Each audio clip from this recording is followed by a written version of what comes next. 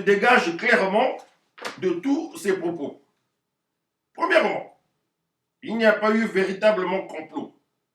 Même si les inculpés en entretenaient les intentions, le pouvoir ayant par abus fait sien du principe de l'intention qui vaut l'acte. Deuxièmement, ni de près, ni de loin, le capitaine Onga, dont le seul crime a été sans doute ses fréquentations amicales avec Yombi, n'a pas été mêlé à cette affaire. Pourquoi alors, 2 jours seulement après l'interpellation des officiers de Brazzaville, la ville de Ouando est-elle placée en état de siège? Cette militarisation de Ouando conduit le capitaine Pierre Onga, qui s'est juré de ne plus subir l'arbitraire de Sassou et de retourner au Ban, à s'armer et à barricader la voie qui mène chez lui. Plutôt mourir que de se constituer prisonnier et purger des années entières son jugement, se dit-il. Après tout, un homme couillu de surcroît doit savoir garder la tête haute. Il reprend sa tenue et ses galons de capitaine, arme son pébaka et attend qu'on vienne l'arrêter. Sassou, qui connaît très bien le personnage de Pierre Onga, sait qu'il ne reculera plus devant rien et ne se rendra jamais. Fin alors de négocier avec lui pour légitimer son action militaire. 2 mois de négociations qui ne donneront rien. Les autorités de Brazzaville exigent que Onga enlève les barricades, dépose les armes et se rende. Tandis que ce dernier, soutenu par la population, exige que la ville de Ouando, placée sous contrôle militaire, soit libérée et qu'il soit restauré dans ses droits d'officier de l'armée congolaise. Une seule des 3 délégations venues pour négocier avec lui réussit à le rencontrer. Nous avons trouvé un homme calme, serein et détendu, raconte Maître Martin Bemba, qui a fait partie de la délégation des juristes conduite par Charles Asmekong, président de la Cour suprême du Congo. Onga nous a expliqué qu'il avait été obligé de se placer en situation de désobéissance civile à cause du martyre que le régime du président Sassou Nguesso lui faisait subir après ses 3 révocations du CMP, du comité central du parti et surtout de l'armée en violation flagrante des dispositions militaires légales. Il nous a demandé: qu'ai-je fait pour passer une si longue détention politique sans être jugé en fin de compte? Que m'a-t-on reproché en définitive? A-t-on le droit de placer arbitrairement un citoyen en situation d'interdit de séjour? De l'exclure de la fonction publique contrairement à la législation du travail? Certes, vous direz que j'ai été réintégré dans la fonction publique et affecté à Imfondo comme surveillant général au centre médical. Mais pourquoi me fait-on subir ce supplice alors que d'autres citoyens ont été frappés politiquement mais continuaient à bénéficier de leur traitement de fonctionnaire? Je suis militaire et non administrateur de santé.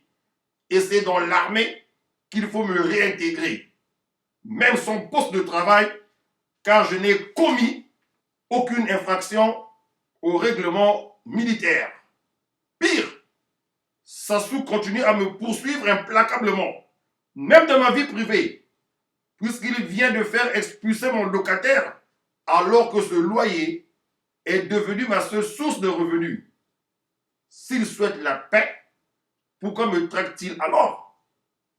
Non, je sais que ses intentions sont claires à mon sujet. Il veut ma mort et il faudrait être bête pour ne pas le comprendre. Je ne peux quand même pas me livrer et j'ai décidé de me battre s'il le faut.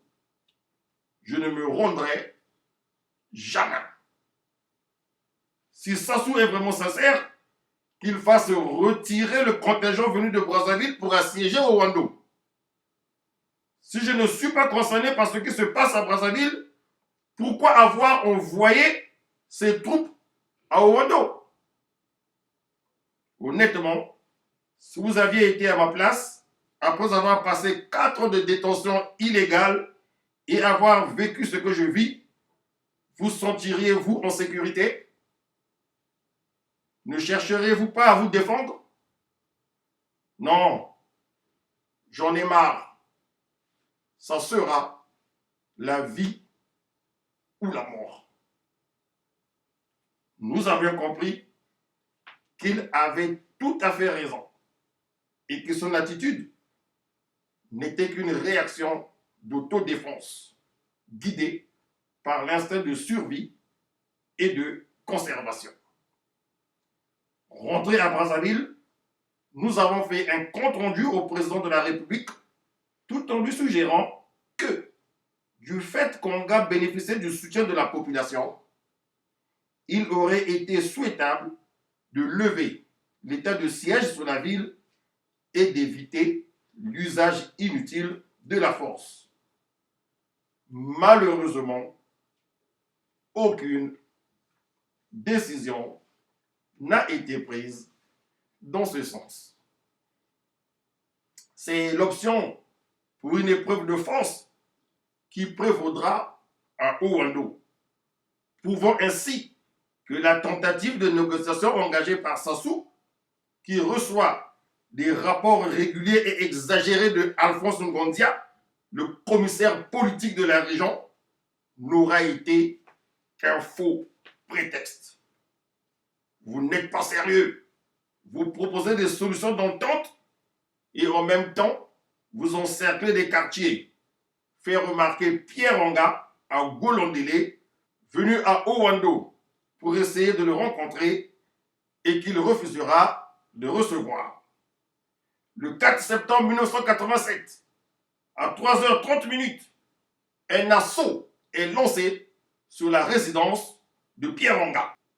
Issambo Émile, l'un des frères d'Onga, raconte la tragédie.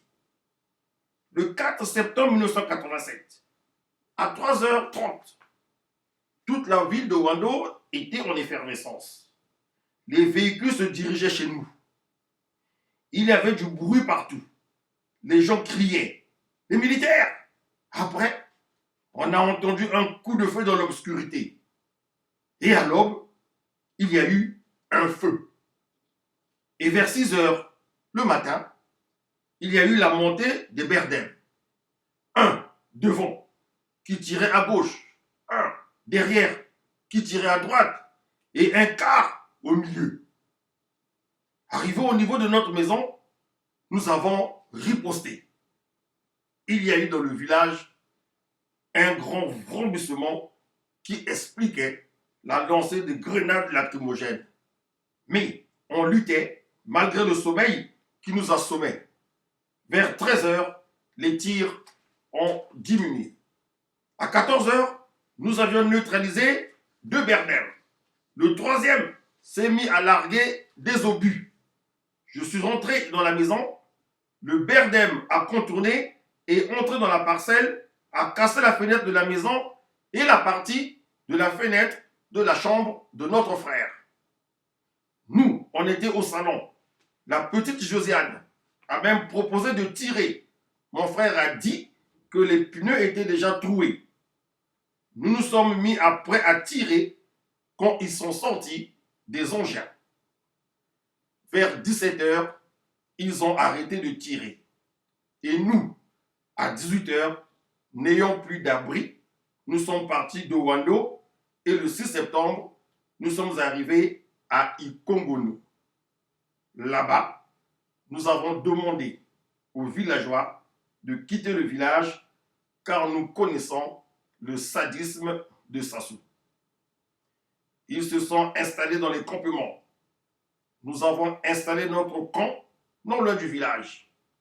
De septembre 1987 à juillet 1988, Pierre Onga, dont la demeure a été détruite par l'assaut des troupes, trouve refuge dans la forêt en compagnie de quelques parents.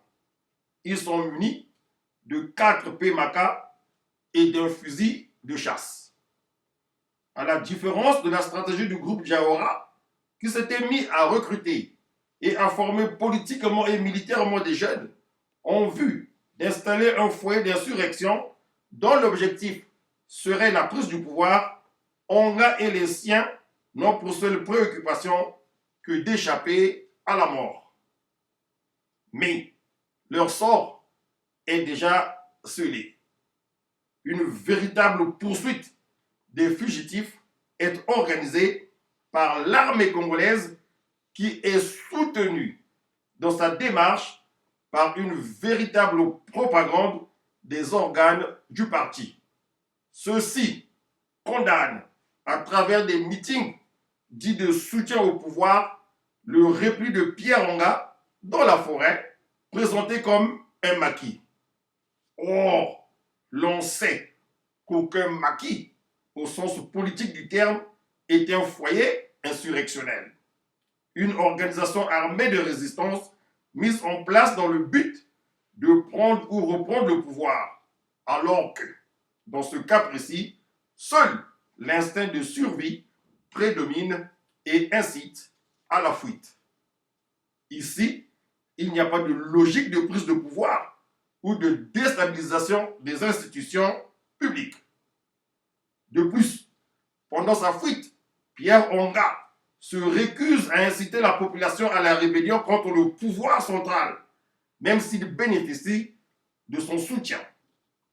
Pas plus d'ailleurs que connaissant le rapport des forces en présence, Pierre Onga ne tente d'organiser une attaque ou une réplique contre les forces armées et préfère la fuite perpétuelle jusqu'au moment où il sera abattu. Ceux qui l'accompagnent ou qui favorisent sa fuite ou lui offrent des cachettes sont essentiellement des parents. Comment pouvait-il en être autrement dans cette société fortement soudée par les liens parentaux ou tribaux? Au Congo, comme probablement d'ailleurs partout en Afrique, où les liens de parenté ont encore un sens, on ne vend pas, on ne livre pas un frère, un parent au pouvoir public, même s'il a commis un acte répréhensible par la loi, la coutume étant elle-même une source de droit. Et il n'y a pas pire traîtrise que celle d'un homme qui dévoile au pouvoir la cachette d'un parent fugitif. C'est là une règle d'or coutumière. Comment avez-vous rejoint Pierre Onga? Avait-on demandé à Ngoba Joseph, un des fugitifs. Un jour, a-t-il répondu, mon frère Inocambis, Alphonse, au village m'a appelé et m'a dit qu'il y avait de mauvaises nouvelles à Owando. Sassou voulait arrêter et tuer Yombi et Onga. J'arrive à Owando, je vois Okemba et le commissaire politique qui parlaient du plan selon lequel ils allaient tuer Onga et Yombi. J'ai fait des remarques à Okemba et je suis allé avertir Yombi et Onga. 2 jours après, les militaires sont arrivés à Owando. J'ai pris part à la bataille. Après, j'ai fui au village et traversé le fleuve avec ma femme. Mais quelque temps après, nous avions eu faim. Je suis revenu au village voir le vieux Inocambis pour chercher à manger. Les militaires ont mis la main sur moi sur ordre d'Okemba, car selon lui, c'est moi qui étais parti trahir Onga et Yombi. Ils ont tiré sur moi mais je n'ai été atteint qu'à la jambe, au niveau du genou. J'ai fui de ma maison, ils m'ont poursuivi. Je suis sorti sans que les militaires ne s'en rendent compte. Ils ont volé les 250 000 francs de la société que je gardais à la maison. Ils ont brûlé ma maison. Je suis resté longtemps en forêt. Impossible pour cet homme de se détacher donc du village et de la tribu. Ceux qui ont osé le faire continuent à le payer très cher, comme l'explique M. Okemba Médard, originaire d'Owando et chef de district à l'époque. Pour ce problème, je viens de perdre ma mère empoisonnée. Mon commissaire et moi avons vécu de méfiance. Le chef, avant d'aller en congé, a donné des instructions à Yombi et Onga sans m'associer, sans rien me dire. En tant que chef du village, il aurait pu m'associer, car j'étais devenu un simple figurant. Après, je suis allé dans le village d'Ikongono faire un recensement. Je ne suis plus allé ensuite. Après que le commissaire ait donné des instructions, le lendemain, on a barré la ville. Cela m'a surpris. Sur le terrain, les troupes de l'armée congolaise, sur les ordres directs du général Jean-Marie Mokoko, chef d'état-major, échouent et s'enlisent. Après, il y a eu des bruits de mitraillettes. J'ai senti comme un poids sur ma jambe. Celle-ci venait d'être atteinte par une balle. Ma chair a éclaté. Devant moi, tandis que j'entendais un bruit de rafale, j'ai vu mon frère, qui était à genoux, tomber doucement. Il était mort. J'ai demandé aux autres de ne plus tirer, conformément à ce que mon frère avait dit avant sa mort. Quelque temps après, on viendra nous chercher pour nous amener à Owando, où on nous a interrogés, et ensuite à Brazzaville. On m'a emmené au CHU, puis au PSP de Bas-Congo et à la maison d'arrêt de Brazzaville, où j'ai attrapé la tuberculose.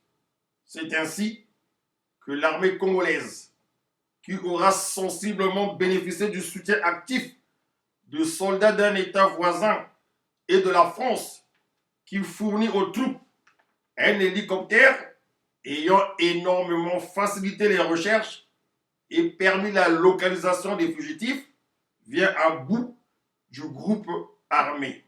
Mais la tâche n'aura vraiment pas été facile. Il a fallu de gros renforts et la présence de tout l'état-major de l'armée congolaise. J'étais au niveau du commandement de l'armée de terre, chargé des opérations, explique le colonel Prosper Conta, qui a dirigé le dernier contingent débarqué à Owando. Quand je suis allé au village Ikonongo, il y a eu 90 personnes sorties de la forêt que j'ai soignées et nourries avec les produits PAM. Quand les exactions ont eu lieu, j'étais à l'académie militaire. Le génocide, je n'en sais rien. Mais l'accrochage, je sais que je l'ai organisé parce que j'avais reçu des ordres de la part de la nation et je ne le regrette pas. S'il m'était donné de le répéter, je le répéterai car je suis soldat et je suis recruté pour ça. Sinon, je quitte l'armée et je me fais pêcheur. J'avais demandé aux éléments de tirer en l'air pour pousser les paysans à jeter leurs armes.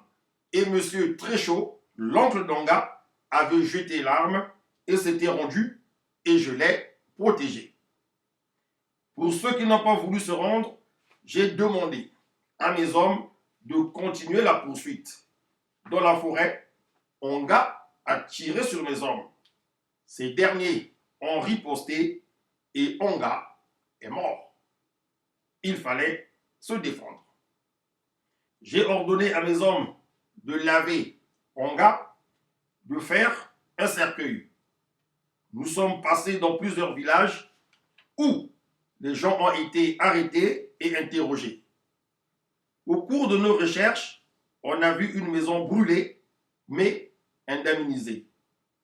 Dans le village d'Oyamba, une maison a été cassée car il était établi que le propriétaire avait hébergé les maquisards.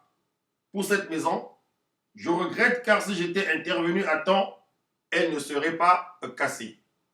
Il y a dans cette déclaration un aveu sur les exactions qui ont visiblement eu lieu à Ouado et que les institutions publiques ont tenté de camoufler sous le paravent de la restauration de l'ordre public qui n'en était pas à l'origine vraiment troublé.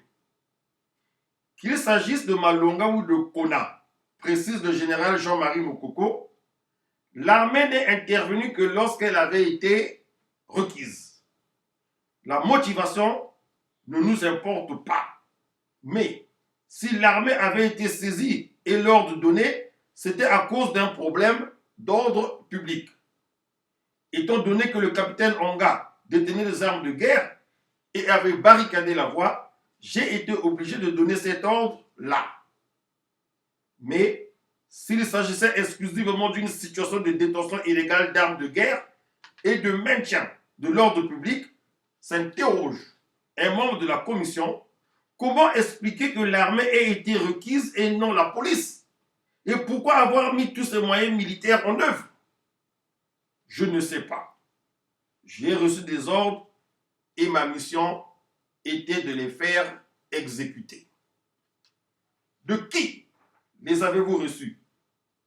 Du président Sassou, qui était aussi ministre de la Défense. Si l'attaque a été justifiée par la présence des armes, pourquoi n'a-t-on pas attaqué chez Yombi? Pourquoi s'en être seulement pris à Onga? Silence. En votre qualité de chef d'état-major général des forces armées congolaises, comment expliquez-vous toutes les exactions et représailles sévèrement organisées par vos troupes à Ouando? Et quelles sanctions avez-vous prises contre les responsables de ces actes? Je n'ai pas reçu de rapport officiel faisant état de ces actes. Je ne peux donc vous en parler. Comment est-ce possible? Explose le président de la commission. Mais de qui attendiez-vous ce rapport? Puisque vous avez été vous-même sur le terrain et sans doute avez-vous constaté les bavures. Pire, vous êtes de Makwa, juste à une soixantaine de kilomètres du lieu des événements. Vous n'allez quand même pas nous faire croire que vous n'étiez pas concerné par ce qui s'y passe. À moins d'avouer que pour conserver votre fauteuil de chef d'état-major général, vous avez été obligé de fermer les yeux sur tout. Un tel alignement servile vous aurait amené à incendier des villages entiers si on vous l'avait demandé. Ah, ces généraux africains montés sur des cuillères. Onga Pierre, Ibenga Michel et Ondi André sont morts dans la forêt du Congono. Apéra, Service Norbert, Itoile Lambert, Ndinga Alphonse, Ondungu Bernard, dans les villages environnants. Revenons par contre sur ce petit détail. En ce qui concerne le corps d'Onga, deux versions circulent. Son frère Antoine Iloki affirme que celui-ci a été transporté à Oyo, village natal du président Sassou, où il a été souillé, mutilé et amputé de son sexe, tandis que, selon le colonel Serge Étienne Malonga, il a été mis dans un véhicule en direction d'Ouando. En cours de route, il a été intercepté par un hélicoptère qui l'a emmené sur Ouando où il a été chargé dans un avion, le Nord 262, en direction de Brazzaville. Il aurait été inhumé au cimetière d'Itatolo le 6 juillet 1988, à en croire les affirmations du commissaire central de police Jean-Théophile Ilobakima, proche du président Sassou. Dans ce pays où aucun droit des morts n'a jamais été reconnu et où les abus sur les corps d'anciens adversaires politiques ont été légion, cette version officielle est à prendre avec réserve. L'affaire Onga a fait de très nombreuses victimes et surtout de gros dégâts matériels. Très largement politisée, elle a certes permis à Sassou de distraire l'opinion et de régler son compte à un ancien compagnon de lutte devenu un ennemi, mais aussi de faire exploser le dernier carré de l'unité du nord du pays. Ce qui a en partie ouvert la voie de la tenue de la conférence nationale de février 1991. Fin de citation de la suite de l'acte 3 concernant le chapitre Onga Pierre, membre du comité central du Parti congolais du travail, membre du comité militaire du parti, chassé de toutes ces institutions parce que n'obéissons pas au doigt et à l'œil d'un certain Sassou. J'en ai terminé, mais avant de boucler complètement, j'aimerais dire ceci. Aimer et respecter, c'est avoir des exigences folles et tatillonnes. C'est désirer la perfection. C'est être sans arrêt sur le dos de quelqu'un pour le rendre meilleur qu'il n'est. Une citation de Jean Dutour. Peuple congolais civilisé, vous avez certainement compris le pourquoi de cette citation. Eh bien, c'est tout simplement parce que je suis pour que ceux des nôtres qui ont l'opportunité, mieux la chance, c'en est une, de diriger notre beau et riche pays, le Congo, apprennent à être des citoyens humbles, honnêtes, dignes et aussi aimants. À très bientôt.